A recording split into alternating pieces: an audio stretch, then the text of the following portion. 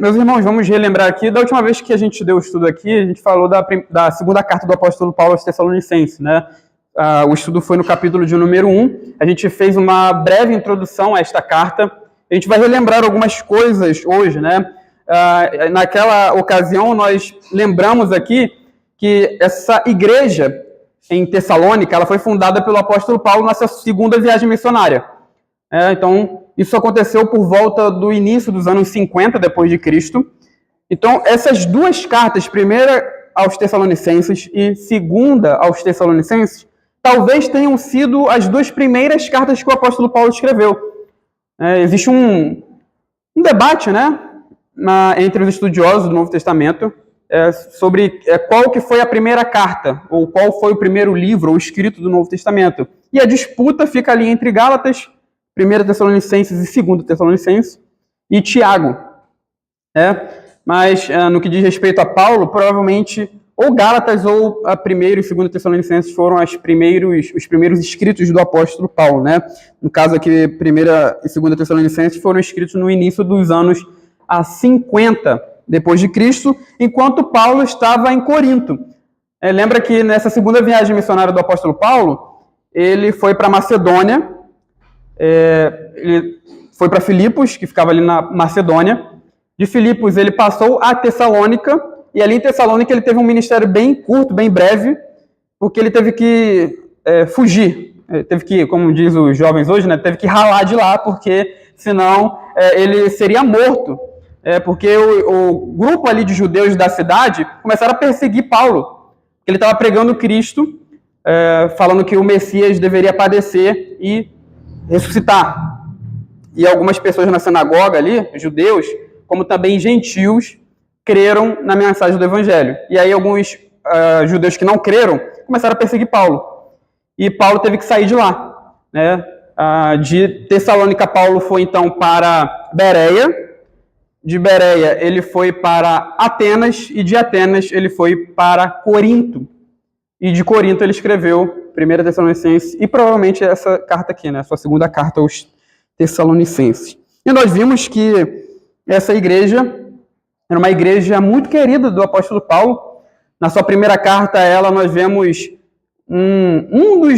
uma das ocasiões em que Paulo basicamente abre o seu coração, mostrando os sentimentos que ele tinha por aquela igreja.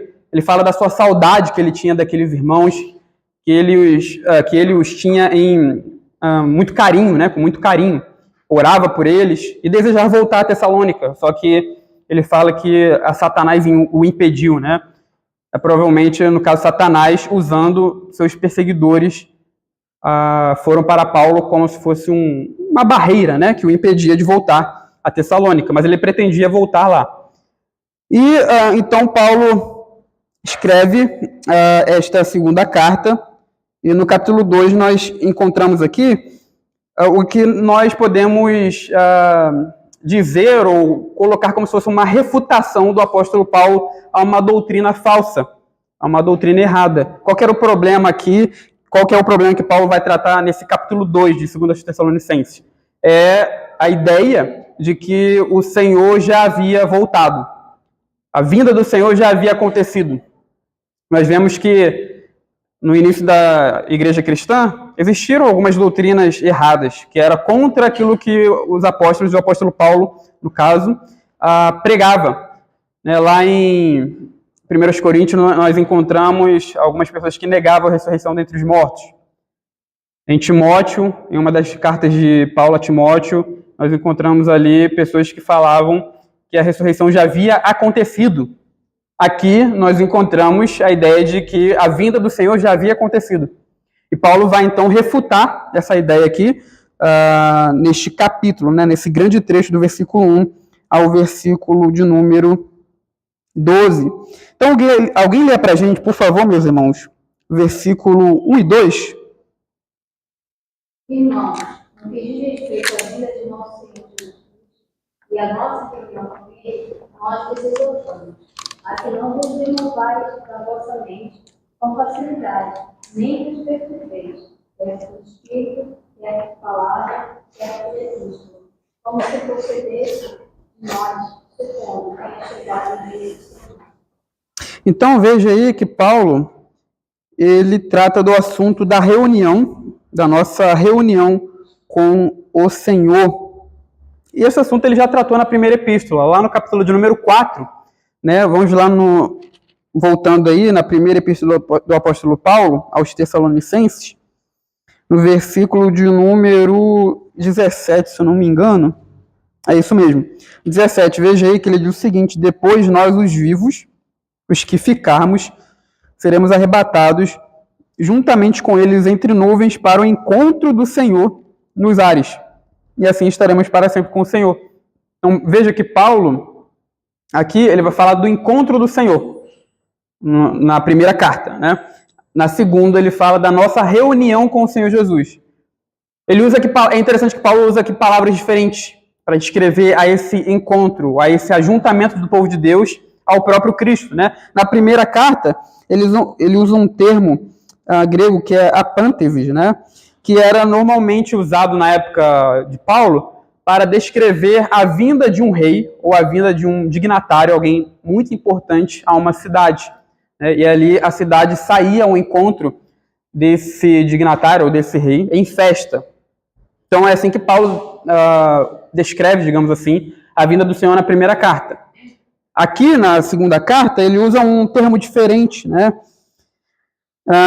Que é epsinagoge, que é um termo usado no Antigo Testamento, na tradução grega do Antigo Testamento, para descrever o ajuntamento dos judeus que estavam no exílio na terra de Israel. Então lembra que os judeus foram levados para o exílio. Eles foram espalhados entre as nações, principalmente na nação da Babilônia, né?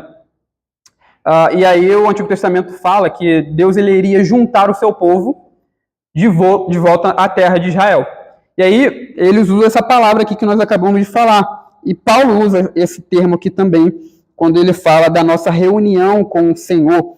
É provável que Paulo tivesse isso em mente, né? Ele está descrevendo a nossa reunião, a reunião da igreja, dos crentes com Cristo quando ele vier, como se fosse a reunião ou o ajuntamento dos exilados de Judá, que estavam no exílio. Então, quando o Senhor vier, ele vai juntar o seu povo de todos os lugares, entre todas as nações. Não importa onde nós estivermos, nós nos encontraremos com o Senhor. Então, é isso que Paulo está dizendo aqui.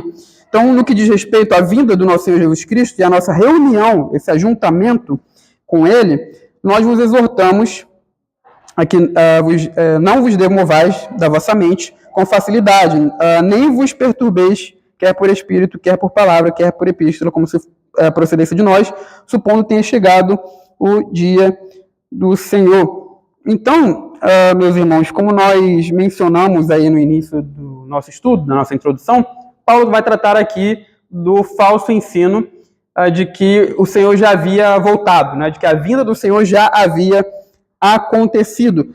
Ele fala aqui, né? Não fiquem perturbados na mente de vocês. Essa é a ideia, quando ele fala que não vos demovais na vossa mente, e não vos perturbeis, ou seja, não fiquem agitados dentro de vocês, não fiquem preocupados, não fiquem perturbados, como se a vinda do Senhor já tivesse acontecido, né? E aí ele fala, quer por espírito, quer por palavra, quer por epístola, como se procedesse de nós. Então, Paulo aqui menciona 3 possibilidades de como esse falso ensino se originou. Espírito, palavra e epístola. O que é espírito aqui? Espírito, ele está falando do espírito profético. Você pode entender aí essa palavra espírito como espírito profético. É como se Paulo estivesse dizendo isso. Não os perturbeis, quer por espírito profético, quer por palavra, quer por epístola. Nós sabemos que havia profecia no início da igreja, né? Existiam vários profetas e também existia falsos profetas, né? Lá na sua primeira carta, a carta de João, na sua primeira epístola, ele vai mencionar falsos profetas ali, né? E vai falar de falsos profetas que tinham um espírito que não vinha de Deus. Vamos lá em 1 João, capítulo de número 4, o verso 1 a 3. Capítulo 4 da primeira epístola de João, verso 1 ao verso 3. Amados, não deis crédito a qualquer espírito. Antes provai os espíritos se procedem de Deus, porque muitos falsos profetas têm saído do mundo afora. Nisto reconheceis o Espírito de Deus. Todo espírito que confessa que Jesus Cristo veio em carne é de Deus. E todo espírito que não confessa Jesus não procede de Deus. Pelo contrário, este é o espírito do anticristo, a respeito do qual tens ouvido que vem, e presentemente já está no... Então veja que João aqui, ele vai ligar a palavra espírito ao profeta, né? Versículo 1. Qualquer espírito, né? Não deis crédito a qualquer espírito. Provai os espíritos se procedem de Deus, porque muitos falsos profetas têm saído no mundo. Aí ele vai falar no verso de número 3, né? No versículo de número 3. Todo espírito que não confessa a Jesus não procede de Deus. O que ele está querendo aqui dizer com o espírito? É o profeta, a disposição do profeta. O espírito que move o profeta. Então, o espírito que move o profeta e o leva a falar que Jesus não veio em carne, né? O Cristo não veio em carne, ele não procede de Deus. Então, é provável que Paulo, quando ele fala aqui de espírito, ele está falando aqui de espírito profético, ou seja, o espírito que move o profeta. Então, não fiquem perturbados por alguma profecia que surgiu aí no meio de vocês, ou surgiu em qualquer outro lugar, mas chegou a vocês, como se o dia do Senhor já estivesse chegado. Aí ele vai falar também aqui de palavra, né? Palavra aqui significa rumor. Né, um rumor aí, um burburinho surgiu, dizendo que o Senhor veio, né, não confiem nisso. Ele vai falar também aqui da outra possibilidade que é por epístola. Nós sabemos que existem epístolas, né, escritos falsos, que são atribuídos a certas personagens bíblicas, que a gente chama de pseudoepigráficos, né? Pseudo falso, grafia, autor, né, escrito falso, autor falso, falsa autoria. Existem vários escritos assim, na época de Paulo já existia isso. Por exemplo, talvez você já tenha ouvido falar em 1 Enoque, né? O primeiro livro de Enoque, que era um livro que existia na época ali do Novo Testamento. Foi Enoque que escreveu aquele livro? Não, não foi Enoque que escreveu aquele livro, tá? Porque é um livro que surge ali no primeiro século. E existem vários outros livros. Testamento de Abraão, Apocalipse de Abraão, não foi Abraão que escreveu o Apocalipse de Abraão, a gente sabe muito bem. Então, são o que a gente chama de falso escrito ou pseudopigráficos, né? Livros que são atribuídos a uma personagem bíblica, normalmente essa personagem é importante, como Abraão, Enoque, né? E aí, Paulo provavelmente está falando de algo desse tipo aqui.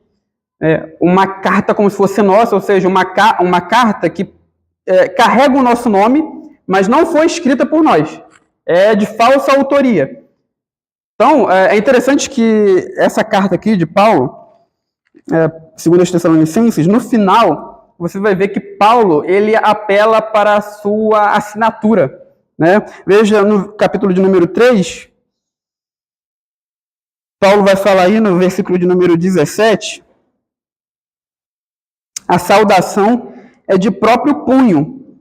Paulo, este é o sinal em cada epístola, assim é que eu assino. Então, tá vendo? A ideia de que Paulo, talvez, ele não fale isso aqui, né? Mas talvez ele esteja mostrando como é a sua assinatura para que, no caso ali, a igreja não fosse enganada com algo, uma carta, um escrito atribuído a Paulo e aos seus cooperadores, no caso Silvano e Timóteo, né? Que no caso é Silas e Timóteo. Então ele está mostrando que, olha, assim que eu assino, não sejam enganados por falsos escritos, falsas cartas que são atribuídas a nós. Então, Paulo, ele não sabe como esse ensino que fala que Cristo já veio se originou. Ele não sabe de onde que veio isso. Mas ele coloca aqui essas três possibilidades: espírito profético, rumor ou uma carta de falsa autoria, como se fosse minha e dos meus cooperadores, Silas e Timóteo, mas que não é nossa. Né? Então não fiquem perturbados, agitados. Aí ele vai falar, né, aqui no versículo de número 3, que é preciso acontecer algumas coisas antes que Cristo venha, antes que o Messias venha. Então, existem etapas ou eventos a serem concretizados que precisam acontecer antes que o Senhor Jesus venha. Isso ele vai falar a partir do versículo de número 3. Então veja aí, versículo de número 3 e 4. Alguém lê para a gente, por favor? Ninguém de modo por engano. Isso não acontecerá sem que primeiro venha a apostasia, seja revelado o homem da iniquidade, o filho da perdição. Qual se opõe e se levanta contra tudo que se chama Deus, ou é objeto de culto, a ponto de assentar-se no santuário de Deus, ostentando-se como se fosse o próprio Deus. Então veja que o que tem que acontecer antes da vinda do Senhor? Tem que acontecer a apostasia e se manifestar que Paulo chama aqui de homem da iniquidade, filho da perdição. Então, o que é apostasia, né? Normalmente, essa palavra aqui, esse termo, ela está associada a um grande abandono da fé cristã. Você vai ver que é comum essa interpretação no meio evangélico. Né? Vai chegar um tempo em que muitos cristãos vão abandonar a fé. E esse abandono da fé seria essa apostasia. Pode ser que sim, pode ser que seja isso, né? Mas existem outras opções. Essa palavra aqui, apostasia, ela é usada para rebeliões religiosas e também para rebeliões políticas. Então, talvez Paulo esteja falando de uma rebelião política que iria acontecer, ou uma rebelião religiosa. Né? Pode ser também, como nós falamos, o abandono da fé cristã. Então, essa apostasia tem que acontecer. Né? A apostasia é rebelião. Essa rebelião tem que acontecer. E aí ele fala aqui que tem que ser revelado também o homem da iniquidade, o filho da perdição. Então, o que quer dizer, né? Homem da iniquidade. O que Paulo quer dizer com isso? Com homem da iniquidade e filho da perdição. Aqui, a ideia de homem da iniquidade é literalmente homem perverso. Essa expressão aqui da iniquidade, ela atribui uma característica a esse homem. Ou seja, ele é um homem iníquo, ele é um homem perverso. É um homem que é caracterizado pela perversidade, pela maldade, né? Algumas versões, alguns estudiosos traduzem isso aqui como o homem sem lei. O homem que ele não está debaixo de lei, ele não obedece a lei. Ele é alguém perverso, um iníquo, um pecador, digamos assim. Pecador não no sentido que todos nós somos, né? Mas é algo que vai além. O pecado é o que caracteriza a vida dele de forma enfática, né? E aí Paulo fala também que esse homem é o filho da perdição. E há duas maneiras de entender isso aqui. O filho da perdição, parece que Paulo aqui está usando de uma expressão que é semítica. Você vê que no Antigo Testamento, às vezes na nossa tradução, a gente encontra, por exemplo, filhos de Israel. O que quer dizer filho de Israel? Israelita. Filho de Israel é israelita, né? Mas é interessante que quando o autor bíblico ele usa essa expressão filho de, por vezes ele está enfatizando o destino de uma pessoa. Então, por exemplo, em Deuteronômio 25:2, ele fala de alguém que é filho do açoite. Quando ele fala isso, né? Quando ele fala isso, ele está apontando para o destino daquela pessoa. Ele é filho do açoite no sentido de que ele deve ser açoitado. A condenação dele deve ser receber açoite. Então, o filho de aponta para o destino de alguém. Assim também, em 1 Samuel 20, versículo 31, fala-se do filho da morte. O que é filho da morte? É alguém que deve morrer, alguém que deve receber a sentença de morte. Então, talvez, Paulo aqui, quando ele fala do filho da perdição, ele está falando de alguém que deve perecer, alguém que deve ser destruído. A sentença sobre este homem é essa, a destruição, o perecimento, né? Mas é possível também que filho de seja uma atribuição a este homem, ou seja, Paulo aqui está mostrando uma característica deste homem também, assim como homem da iniquidade, né? Atribui uma característica a ele. Então, homem da iniquidade, ele é um perverso, é um iníquo. Filho da perdição, a ideia de que ele é um destruidor, né? Pode ser traduzido assim também essa expressão. Então, é isso que Paulo fala aqui. E é melhor a gente entender assim, né? É melhor a gente entender essa segunda opção, de que Paulo está atribuindo uma característica a este homem. E aí, Paulo fala que o caráter desse perverso aí, deste filho da perdição, que é um destruidor, é que ele tem um caráter de um megalomaníaco, né? Veja que no versículo de número 4, ele vai falar que ele se levanta contra tudo que se chama Deus, ou é objeto de culto, a ponto de se assentar no santuário de Deus, ostentando-se como se fosse o próprio Deus. Ou seja, essa pessoa é uma pessoa altiva, né, a ponto de se levantar contra Deus, contra tudo que se chama Deus, que é objeto de devoção, de culto, a ponto de se colocar no santuário de Deus como se fosse o próprio Deus. Essa pessoa é altiva, né? É uma pessoa que se considera divina, acima dos seres humanos mortais. Então, esse é o caráter deste homem. E aí é interessante que Paulo fala aqui que ele vai se colocar no santuário de Deus, ostentando-se como se fosse o próprio Deus. E aqui, normalmente, dentro do nosso contexto, né, e também no meio evangélico, entende-se que esse santuário de Deus aqui é referente à igreja. E por quê? Porque a igreja é chamada de casa de Deus, de santuário de Deus no Novo Testamento. Isso aparece lá em 1 Coríntios 3, 1 Coríntios 6, 2 Coríntios 6, Efésios 2 e 1 de Pedro 2. São textos que falam da igreja como se fosse o templo de Deus, a casa do Senhor, né? Por quê? Porque o Espírito de Deus habita em nós, né? Deus fez sua morada em nós. E lembra que o templo era a casa do Senhor, era onde Deus fazia sua morada. Agora, na nova aliança, Deus ele não está num templo feito por mãos humanas, mas ele habita em nós. Então, nós somos casa do Senhor, né? O templo do Senhor. Então, entende-se que esse templo, esse santuário aqui de Deus, pode sim ser a igreja. Mas existem outras opções, né? No caso, outra opção, que pode ser o santuário de Jerusalém, né? Lembra que na época que Paulo escreve isso, existia lá o templo em Jerusalém ainda, né? Hoje não tem mais, porque foi destruído, como vocês sabem muito bem, lá no ano 70 depois de Cristo, os romanos destruíram. Tito, o imperador, que depois foi imperador, né? Mas na época ele era general. Ele destruiu Jerusalém, destruiu o templo. Então não tem mais hoje. Se você for lá em Jerusalém, você vai encontrar só os destroços, né? O muro, que a gente chama de Muro das Lamentações. Então não há mais esse templo. Mas na época de Paulo existia.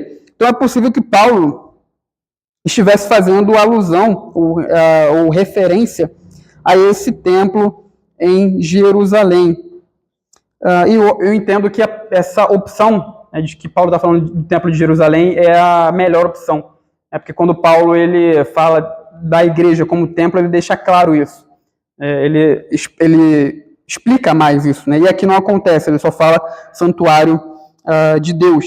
E aí ele vai se colocar nesse santuário como se fosse o próprio Deus. E é interessante, meus irmãos, que Paulo aqui, quando ele descreve este homem da iniquidade, ele traz aqui várias características desse homem que já foram presentes em pessoas que vieram antes de Paulo, né? Em homens, em autoridades, em reis que vieram antes do apóstolo Paulo. E até mesmo na Bíblia, a Bíblia mostra algumas pessoas que tiveram essas características. A ideia de se levantar contra Deus, de querer tomar a posição de Deus para si, aparece em alguns personagens da Bíblia. Por exemplo, o rei da Babilônia, lá em Isaías 14, do 13 a 14, lá o texto diz que esse rei da Babilônia, ele planejava ser semelhante ao Altíssimo. Né? Ele fala, né, subirei ao céu, serei semelhante ao Altíssimo. Então a ideia de ser igual a Deus. Então veja que o homem da iniquidade aqui, ele planeja isso, né? Tomar o lugar de Deus. Lá em Isaías, o rei da Babilônia, ele quer ser semelhante ao Altíssimo. O rei de Tiro, né, da cidade-estado Tiro, ele também afirmou ser Deus. Ele diz lá que se assenta no trono de Deus, lá em Ezequiel capítulo 28, versículo 1 a 2, versículo 6 e 9. É até bom a gente ir a esses textos, vamos lá, em Isaías 14, 13 a 14, e Ezequiel 28. Alguém lê pra gente, por favor, Isaías 14, 13 a 14. Mateus, Oi. mas quando o Tito destruiu o templo ali, o que você proclamou de Cristo, irmão? Porque aí esse verso aqui não se aplicaria. Então, Otávio Augusto foi bem antes, né? Se proclamou de Cristo. Sim. César também. Sim, então, quem era o imperador na época era Vespasiano, né? E Tito era o general.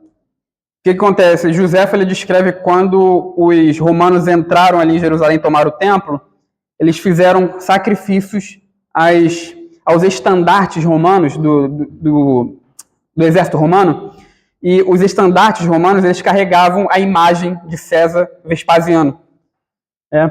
Então, talvez, alguns estudiosos entendem assim, né, que talvez se Paulo estivesse vivo nessa época, porque Paulo morreu antes, né, talvez se ele estivesse vivo e ele contemplasse aquilo ali, ele iria dizer, era disso aí que eu estava falando.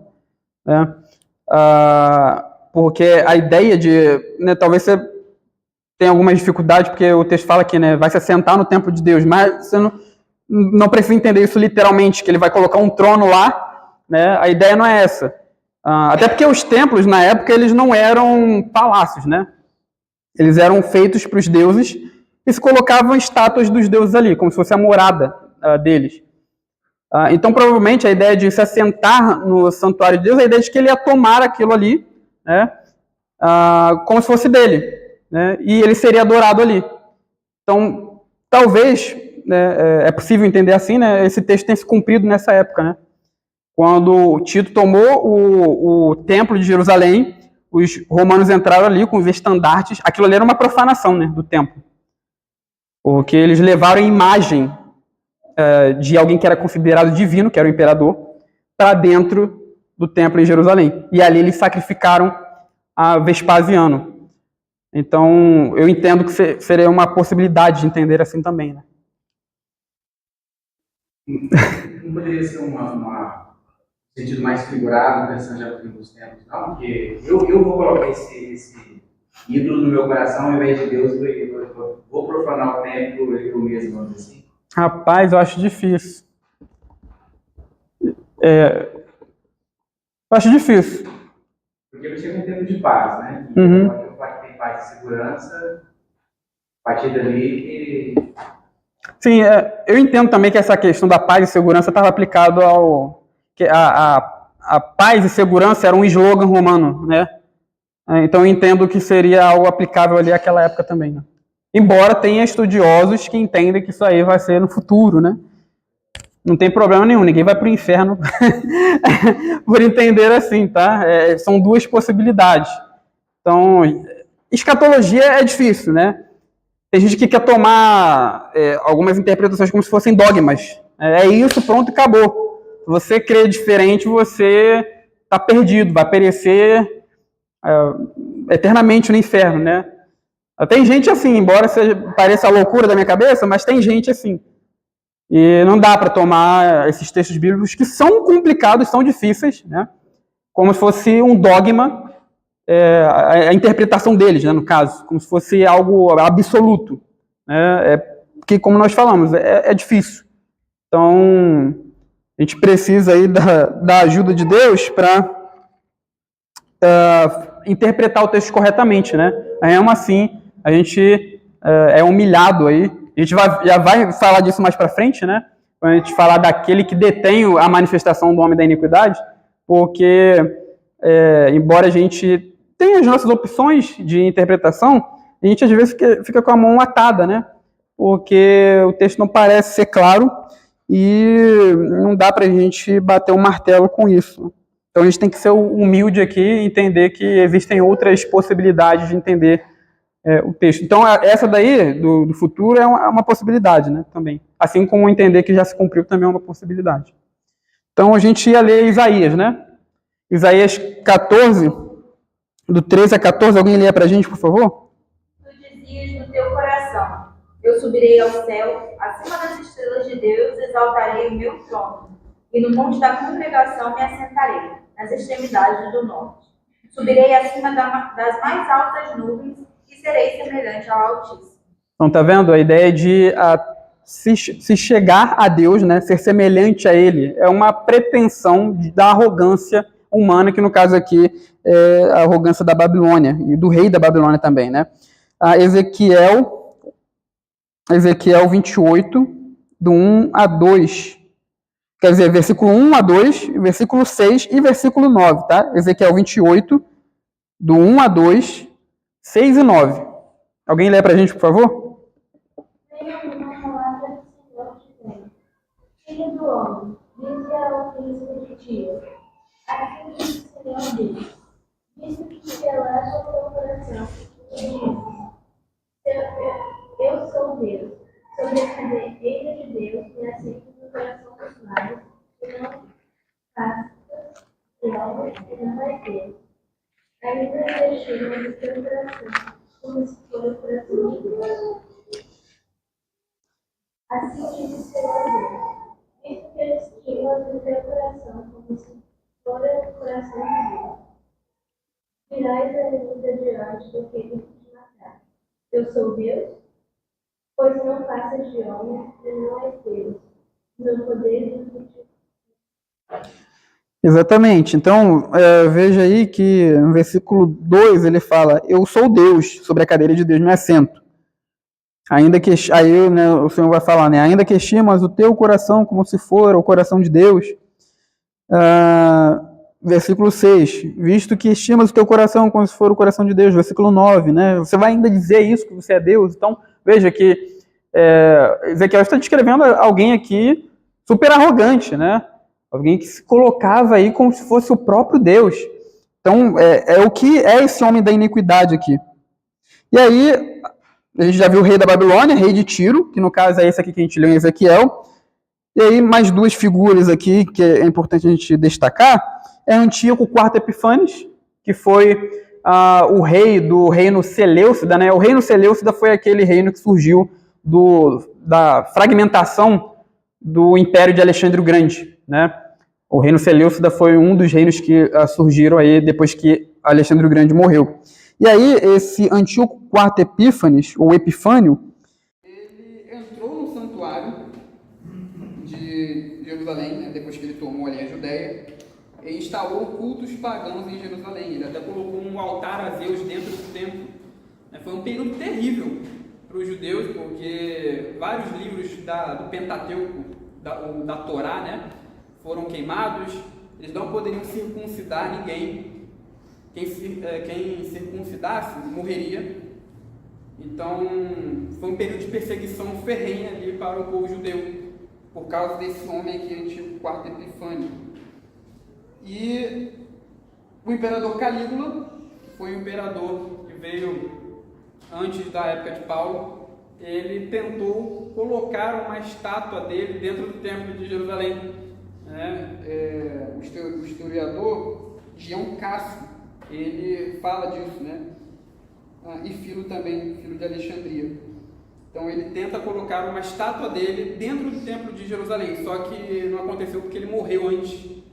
Então veja que foi quase o que Paulo fala aqui no nosso texto, né? Em 2 Tessalonicenses. Então, veja que por que nós citamos esses homens, essas pessoas? Eles são figuras do que Paulo está falando, né? São pessoas que carregam essa característica deste homem perverso, deste homem vil, e essas características se juntam nesse arquétipo do mal, desse homem que é o arquétipo da perversidade. Então ele carrega essas características com ele. Só que é interessante que, veja o versículo de número 5 e 6, Paulo afirma aí que ele já falou isso com os Tessalonicenses, versículo 5, e versículo 6 ele fala, né, que vocês sabem aquele que o detém, né, para que ele seja revelado somente em ocasião própria. Com efeito, versículo 7, com efeito o mistério da iniquidade já opera e aguarda somente que seja afastado aquele que agora o detém. Então, meus irmãos, veja que Paulo aqui estava falando o seguinte: o homem da iniquidade ele não foi revelado ainda porque algo está detendo ele, algo está impedindo que ele seja manifestado, que ele seja revelado, que ele venha à tona. E aí esse texto é muito difícil, né? Porque Paulo ele já falou isso com os Tessalonicenses, né, no versículo 5. Ele diz aí, não se recordam que eu já falei isso com vocês? Então ele já falou isso com o público dele. Talvez por causa disso ele nem explique detalhadamente quem que estava detendo esse homem da iniquidade, né? A revelação desse homem da iniquidade. Então ele já falou isso, talvez por causa disso ele não seja tão claro e tão detalhista aqui. E aí ele fala de uma maneira muito obscura, né? Você sabe aquele que o detém. Ele vai, isso no versículo 6, aí no versículo 7. Aguarda somente que seja afastado aquele que agora o detém. Então, quem que é essa pessoa ou coisa que está detendo o homem da iniquidade, ou a revelação do homem da iniquidade? E aí existem algumas opções. Eu coloquei aqui 1, 2, 3, 4, 5, 6, 7 opções principais, né? Tem outras ainda, tá? Só não trouxe aqui tudo, porque senão a gente não vai sair daqui hoje. Mas essas aqui que a gente vai falar são as principais opções para quem que detém o homem da iniquidade. Então a primeira opção é o Império Romano, né? Essa opção aqui retrocede aos pais da igreja. Alguns pais da igreja entendiam que o Império Romano ele detinha a revelação do homem da iniquidade. Por exemplo, Tertuliano, João Crisóstomo defendiam essa ideia. Outros defendem que é a lei e a ordem, ou seja, o Estado de Direito e o governo humano são aquilo que detém a revelação do homem da iniquidade. Então, a ordem, as leis são o que detém esse homem. Quando a ordem, quando as leis foram colapsadas, forem removidas, então essa pessoa vai surgir. Então, algumas pessoas entendem assim. Uma outra possibilidade que já foi sugerida aqui, Cláudio era esse homem da iniquidade. Cláudio era o imperador na época de Paulo. E aí algumas pessoas fazem entendem que Paulo está fazendo aqui um jogo de palavras com o nome Cláudio, porque Cláudio, em latim, ele significa, ou pode significar, ou está relacionado à palavra deter. Só que o problema com essa opinião é que a palavra Cláudio está mais relacionada com a palavra mancar do que deter. Então, os estudiosos, a maioria rejeita essa opção.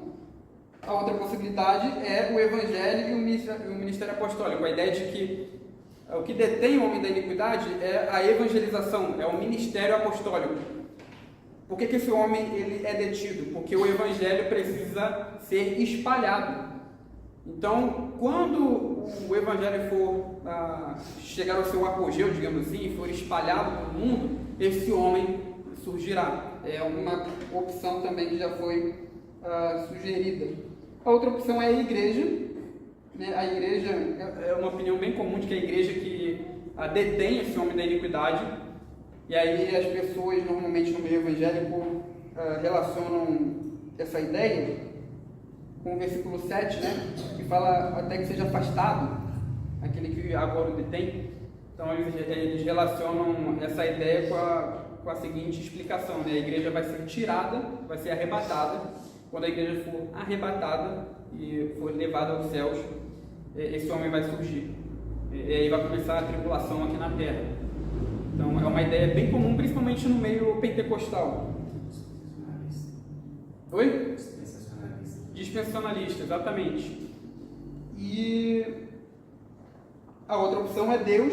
Deus é aquele que detém o homem da iniquidade. Só que essa opção é um pouco esquisita, porque Paulo aqui fala de ser afastado que o detém. Como é que Deus vai ser afastado, né? Não é uma opção muito boa. E por fim, é Miguel. Eu estou acelerando aqui o nosso estudo porque está chegando já no final, está dando o horário, e aí não dá para aprofundar com minuciosidade, né? Miguel é uma opção também que foi sugerida, porque normalmente em textos judaicos, Miguel aparece lutando contra o mal, né, protegendo o povo de Deus. Então, Miguel, aqui o arcanjo Miguel, seria esse detentor ou aquele que impede o homem da iniquidade, que normalmente entende que é o anticristo, né, de surgir, de ser revelado. Então, quando Miguel for tirado, esse homem vai aparecer. É uma outra opção aí que foi sugerida. Todas essas opções que a gente citou aqui, elas têm suas dificuldades, tá? Eu não mencionei aqui, mas elas têm suas dificuldades. E aí, qual que é a melhor opção, ao meu ver, para aquele que o detém? Eu não sei, né? É melhor falar isso, porque, veja, o texto é muito, como a gente falou, é obscuro. Paulo já falou isso com os Tessalonicenses, eles sabem de quem que Paulo está falando, mas a gente está vivendo 2000 anos depois do texto. Veja que o texto ele não dá muitas pistas para a gente, é muito enigmático, né? Então, embora existam várias opções, é melhor, né, chegar aqui diante do texto e falar: olha, existe isso, essas opções aqui, mas eu não sei o que Paulo está querendo dizer com isso. Tá? Eu não sei de quem que Paulo está falando. Eu só sei que tem algo que está impedindo esse homem da iniquidade de surgir. Quem que é? O que é? Não sei. E também, veja, meus irmãos, isso aqui não é muito importante para a gente hoje saber quem que é esse detentor do homem da iniquidade. Por que não é importante? Porque se fosse muito importante, o texto bíblico iria nos orientar, nos mostrar quem que é. Mas ele não faz isso. Então, para a gente, isso não é tão relevante assim. A gente fica aqui com o que o texto bíblico diz, e ele nos coloca aqui numa posição de humildade, né? De chegar aqui diante do texto bíblico e dizer: olha, eu não sei o que isso significa. Tá? Algumas vezes, quando a gente está lendo a Bíblia, quando a gente está estudando o texto bíblico, a gente vai se deparar com textos muito difíceis, e aí a nossa posição deve ser de curvar o nosso joelho, de dobrar o nosso joelho, melhor dizendo, curvar as nossas cabeças e dizer: olha, eu não sei o que isso significa. Eu entrego isso aí nas mãos do Senhor, né, que eu não sei. Então, essa é a opinião que eu acho a melhor aqui. É melhor falar isso do que ficar inventando, né? Do que ficar inventando teorias mirabolantes, né? Sobre quem está detendo. Tem gente que inventa outras teorias, né? De quem que é o homem da iniquidade. Macron já foi o homem da iniquidade, né? Hitler já foi o anticristo. Então, hoje eu não sei qual que é a teoria da vez. Alguém falou alguma coisa? O genro do Trump. O genro do Trump? Essa eu nunca tinha ouvido, não, mas é interessante. É interessante pra gente rir, né? Mas para crer nisso não dá.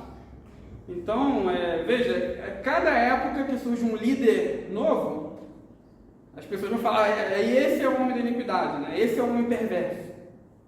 E aí vai ficar toda hora nisso, né? É melhor falar que, olha, eu não sei, né?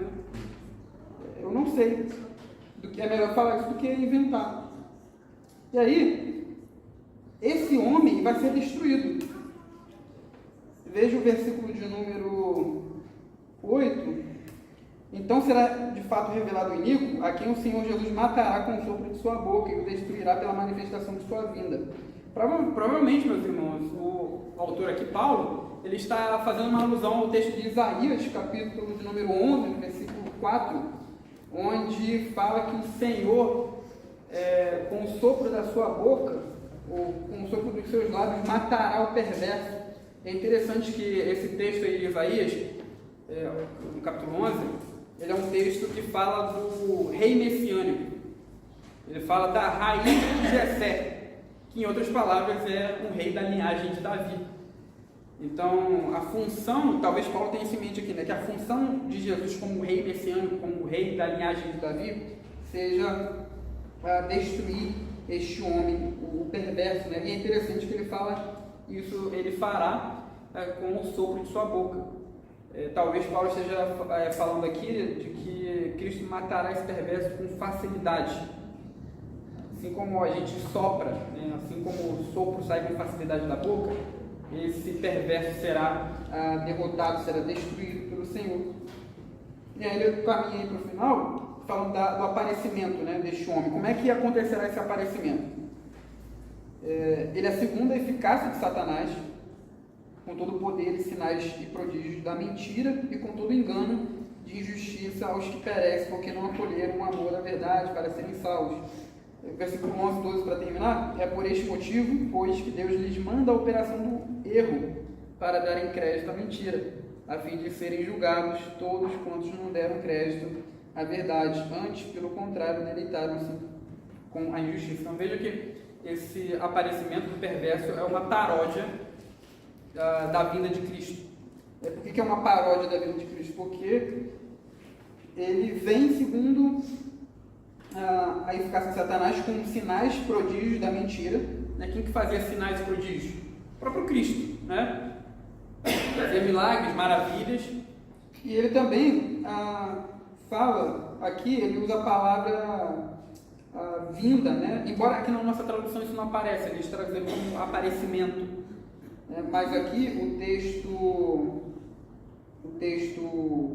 grego, ele traz a palavra da parousia, né? Que é a palavra normalmente usada para a vinda de Cristo, a vinda do Senhor. Então, assim como existirá, né, a vinda do Senhor, esse homem iníquo ele também virá, ou seja, é a parousia do perverso. Então ele vem imitando Cristo, imitando o Senhor Jesus.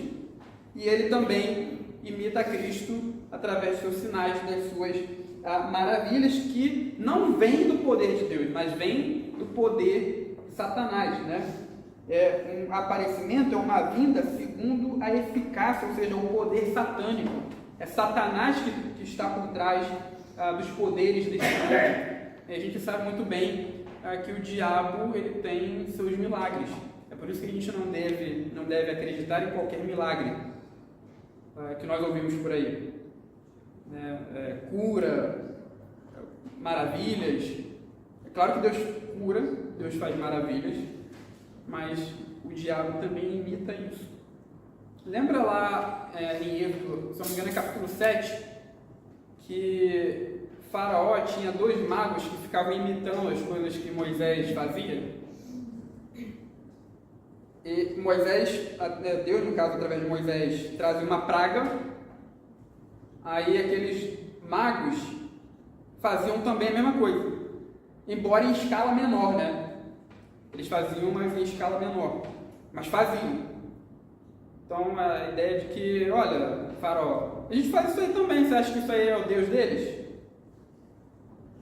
A gente também pode fazer isso. Os poderes com que eles fazem isso, a gente também faz, a gente também tem. Só que chegou um ponto que eles não conseguiram mais imitar, né? Chegou umas pragas lá que não tá dando, Faraó não está dando pra gente não, né? Eu não consigo mais imitar Moisés. Então veja que o poder de Deus é superior. Então Satanás ele imita as coisas que Deus faz, mas não na mesma escala, porque o poder de Deus é superior. Mas ele engana através desse poder, né? Até que ele fala aqui, ó, versículo 10, com todo engano de injustiça aos que perecem, porque não acolheram o amor da verdade para serem salvos. Aí o texto fala, né? Por esse motivo Deus envia a eles a operação do erro. Essas pessoas que não acolhem o amor da verdade para serem salvos, elas recebem essa operação do erro para darem crédito à mentira. Então elas rejeitam a verdade, essa operação do erro vem sobre elas e elas agora dão crédito ao que é falso, aquilo que é enganoso, a mentira. Não quer dizer que Deus faz elas pecar, a ideia não é essa, mas a ideia é de que Deus entrega a elas ao engano, né, ao desejo enganoso, à mentira. E aí ele fala, né, a fim de serem julgados todos quantos não deram crédito à verdade, antes, pelo contrário, deleitaram-se com a injustiça. Então, meus irmãos, terminando aqui o nosso estudo, tenho duas aplicações aqui. A primeira é a seguinte: de todas as cartas de Paulo, apenas aqui ele fala do homem da iniquidade, e o faz por necessidade. Você lê as 3 epístolas do apóstolo Paulo, em nenhum momento ele vai falar do que ele fala aqui. Em nenhum momento, em nenhum outro lugar de suas cartas, ele vai falar de um homem perverso que vai surgir. Ele só fala disso aqui. E por causa da necessidade. Que existia um burburinho de que o Senhor já havia voltado, vindo, e Paulo vai desmentir isso. Ele fala, não, isso não vai acontecer até que tal coisa aconteça. Que é a manifestação desse homem. Isso mostra, meus irmãos, que especulações e ênfases nesta pessoa, como muitos cristãos e sensacionalistas fazem, são sem sentido. Diferentemente, em todas as cartas de Paulo, seu foco está no Cristo. É nele que devemos manter nossos olhos. Por focar no alvo errado, muitos cristãos deixam a esperança cristã na vida do Senhor e passam a esperar o homem da iniquidade. Você vai ver que no meio cristão parece que, não estou falando de todos os cristãos, obviamente, né? Mas no meio cristão existe isso. Parece que algumas pessoas esperam mais o anticristo do que o Senhor Jesus. A pessoa que fica alucinada, não, tem que saber aqui quem que vai ser o anticristo, vai ficar montando teoria, né? É igual a pessoa que faz teoria de série, né? Quem que vai morrer, então elas montam essa teoria de quem que é esse anticristo e fica esperando isso acontecer, ao invés de focar na vida do Senhor, ao invés de focar em Cristo. A esperança cristã é na vinda do Senhor, é na vinda do nosso Senhor Jesus Cristo.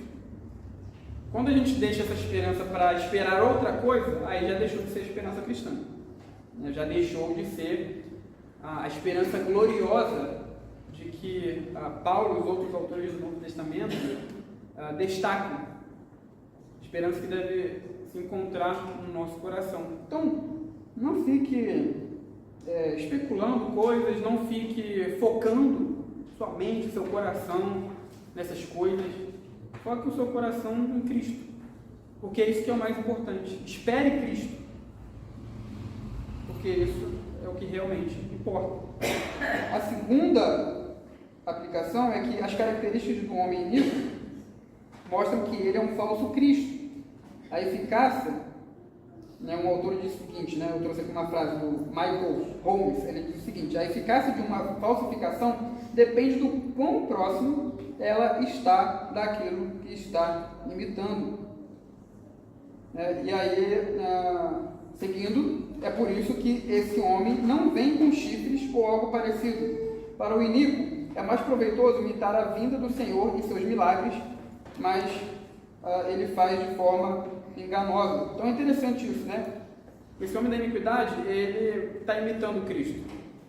Existe uma parousia, uma vinda do homem da iniquidade. Ele vem com poderes, com milagres, com sinais. Ele não vem com a aparência de um bicho, né? Satanás não vem com chifre, ele não vem com rabo pintado de vermelho, ele vem se parecendo com a luz, se parecendo com Cristo. Tanto é que Paulo fala, né? Não é de se admirar que o próprio Satanás se transforma em anjo de luz. Por que Satanás faz isso? Porque para enganar, você tem que se parecer com aquilo que é bom. Para enganar, você tem que falsificar algo que se pareça com o verdadeiro. Então, para Satanás é muito mais proveitoso agir assim, trabalhar assim, do que já colocar a mentira escancarada no rosto das pessoas. É muito mais eficaz e proveitoso para o mal se parecer com a verdade, né? Então, o homem iníquo, ele acha proveitoso se parecer com a vinda do Senhor e também com seus milagres, mas ele ainda assim o faz de uma maneira enganosa, né? Isso nos faz refletir que para enganar com eficácia, o mal precisa ter semelhanças com aquilo pelo qual, né, ele tenta se passar. Isso nos alerta, meus irmãos, a tomar cuidado com semelhanças da verdade, mas que são apenas imitações baratas. Por vezes, cristãos são enganados e se envolvem com movimentos e ensinos que se parecem com o ensino da verdade. E isso acontece porque eles não perceberam a falsificação, eles não perceberam que aquilo que eles estão seguindo, aquilo que eles estão aprendendo, não é 100% da verdade, não é toda a verdade. Então tomemos, melhor dizendo, cuidado com as falsificações, com as coisas que estão aí no mundo para enganar. Às vezes nós somos muito atentos com coisas que são mal escancaradas, mas nós somos muito crianças, digamos assim, né? Inocentes, com coisas que se parecem ali com a verdade, mas que não é a própria verdade, né? Então que Deus nos ajude a termos o cuidado e o discernimento correto, né? Dado pelo Espírito do Senhor, para estarmos atentos ao que é a verdade e aquilo que é a mentira, embora ela possa se parecer com a verdade.